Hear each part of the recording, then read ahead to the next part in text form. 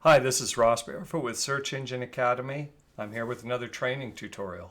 This is one of the videos that we do to show you how to collaborate with others on various properties and tools you may have when you're working with a digital marketing agency or perhaps setting up an employee to be able to access some of your digital marketing properties.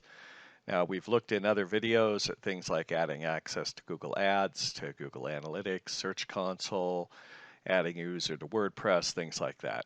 And in this video, we're going to turn our attention to a less used Google property, which is the Google Merchant Center, as you can see here.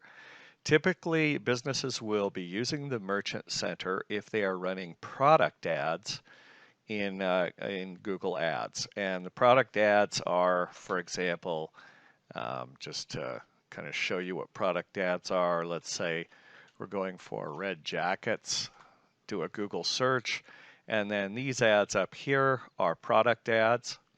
Those ads are populated from the Google Merchant Center, and then they're managed in your Google Ads account. So in order to run product ads, you've got to have a Merchant Center account. And I'm basing this video on the idea that you probably have already got one set up and you're trying to figure out how you add a user to that account.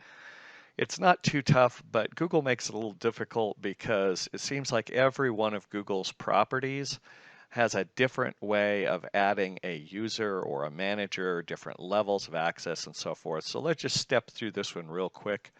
We'll go ahead and sign into the Merchant Center.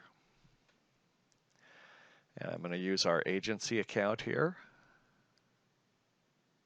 And when it comes up, it's going to look like this. And it's going to give you a dashboard showing you various things, what are called feeds and how you manage your feeds and so forth. And where you go to be able to add someone to collaborate on your account is to the three little dots up at the top right. And then you select users from that menu choice. And this is a real pig in loading. It has to load a couple of times, it seems like, and does a refresh. So there's a blue plus button under users. And then you need to add a user account. I'm going to use a demo account here. Add demo2@gmail.com. Now I'm going to change this a little bit here just to show you how you do have to add an account that Google is familiar with. If I go and I click add user and it's not an account that Google recognizes in their system, they're not going to let you do this. You don't always have to have a Gmail account. You do have to have an email account that's tied to a Gmail account.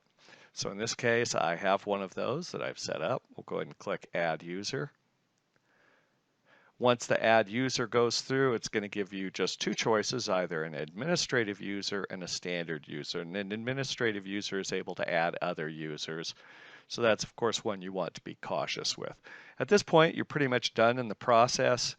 I've done a video showing how you can add a user to Google Ads, and it requires sending an invitation, and the person has to accept the invitation.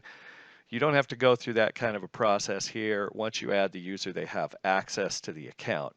If you're going to remove the user, then the process is merely reversed using this button down here. Click remove user. We'll click yes, sure we want to remove. And then we are done.